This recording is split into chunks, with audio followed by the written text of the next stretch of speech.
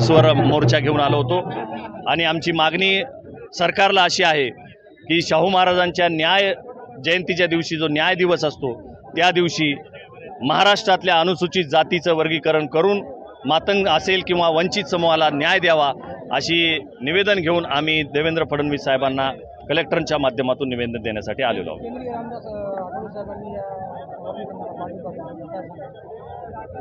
आठवले साहेबांनी जो पाठिंबा दिलेला आहे त्याबद्दल आम्ही त्यांचे आभार व्यक्त करतो, परंतु आठवले साहेबांची जी मागणी आहे की लोकसंख्येनुसार आरक्षणाचं वर्गीकरण व्हावं याला आमचा विरोध आहे।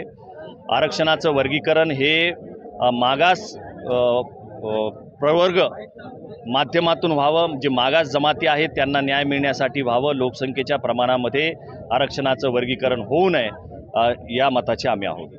वामन मेश्रामची मागणी आहे की जनगणनानुसार म्हणजे जातीय जनगणनेनुसार आरक्षणाची मागणी व्हावी, काय वाटतं? मेश्राम साहेबांची मागणी या आरक्षणाला समर्थनार्थच आहे, वर्गीकरणाला, परंतु जर लोकसंख्येनुसार द्यायचं ठरलं तर त्याच्यामध्ये सुद्धा हा वंचित समूहाला न्याय मिळणार नाही। ज्या अनुसूचित जातीमधल्या मागास जमाती आहेत ज्यांना आजपर्यंत आरक्षणाचा लाभ त्यांच्यापर्यंत पोहोचलेला नाही, त्यांना मागास बघून त्यांचं सर्वेक्षण करून त्यांना त्या पद्धतीनं आरक्षणाचं वर्गीकरणामध्ये न्याय द्यावा अशी आमची मागणी आहे। बौद्ध समाजाच्या वतीने याच ठिकाणी 17 तारखेला उपवर्गीकरण होऊ नये या मागणीसाठी मोर्चा निघणार, तर काय सांगणार आहे?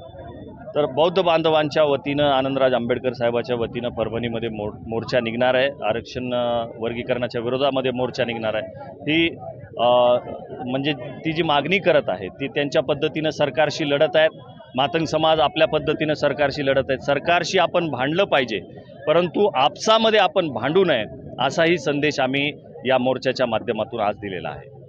उद्देश जर आरक्षण वर्गीकरण करायचा असेल तर त्यांनी ते आरक्षण आत्तापर्यंत लागू करायला पाहिजे होतं, परंतु जर हे आरक्षण ते लागू करत नाही आहेत, 2 महिने झालं त्याच्यावर भाष्य करत नाही आहेत, याचा अर्थ असा होतो की त्यांना 2 समूहामध्ये भांडण लावण्याचा उद्देश असावा।